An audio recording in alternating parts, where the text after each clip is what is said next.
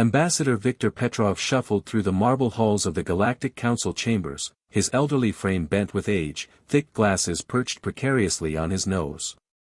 The other species representatives barely acknowledged the frail human diplomat who had served for 30 years, mediating disputes with endless patience and wisdom. To them, he was just another harmless old man from a primitive world. They had no idea they were looking at Earth's oldest and most dangerous resident. The crisis began when the draconian hegemony accused humanity of illegal expansion into contested space. Chancellor Mordak, a 7-foot-tall reptilian with scales that gleamed like black armor, slammed his clawed fist on the council table. "These humans multiply like vermin," he hissed, his yellow eyes fixed on the elderly ambassador. "They spread their colonies without permission, ignore territorial boundaries, and corrupt other species with their chaotic ideologies." Ambassador Petrov adjusted his spectacles and spoke in his characteristic whisper. "Honored Chancellor, perhaps we could discuss this matter reasonably.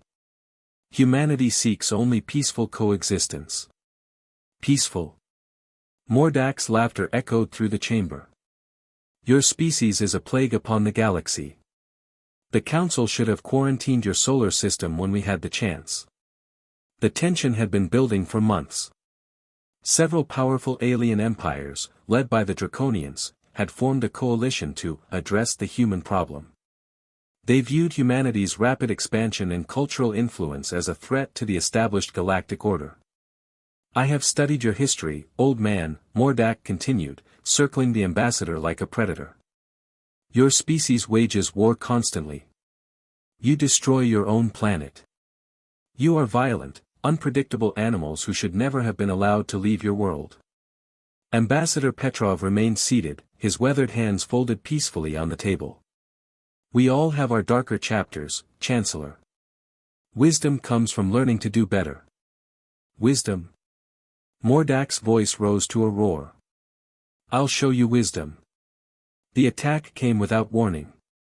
Mordak's ceremonial energy blade ignited as he lunged at the elderly human diplomat, intending to end what he saw as humanity's diplomatic presence permanently. The blade passed through empty air. Ambassador Petrov was no longer in his chair.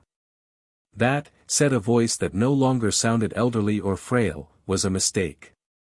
The voice came from everywhere and nowhere, echoing with an authority that made the chamber's environmental systems flicker. The temperature dropped 15 degrees in an instant, and shadows began moving independently of their sources. Mordak spun around, his weapon raised, but the frail old human was nowhere to be seen.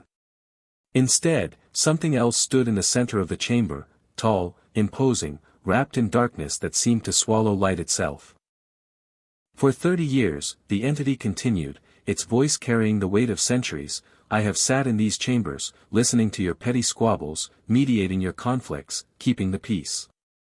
Do you know how difficult it is for someone like me to be diplomatic?" The Galactic Council representatives backed away as the shadows coalesced into a figure that defied clear description. Sometimes it appeared to be the elderly diplomat, sometimes something far older and more terrible. The air itself seemed to bend around it. "You want to know about human nature?" The Baba Yaga's laughter was like winter wine through ancient forests. "Let me educate you." Chancellor Mordak tried to retreat, but found his feet frozen to the floor. Around him, other council members discovered their exits had vanished, replaced by blank walls that seemed to pulse with malevolent life. "I am older than your civilizations," the entity continued conversationally. "I have eaten stronger things than you for breakfast. I have watched empires rise and fall like seasons, and do you know what I learned? The most dangerous predators are the ones that choose not to hunt."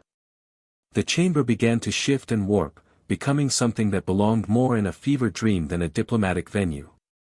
Mordak's scales turned pale as he finally understood what he was facing.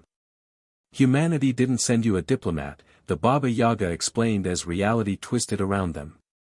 "They sent you a warning. A very old, very patient warning that has been keeping the monsters at bay for 3 decades.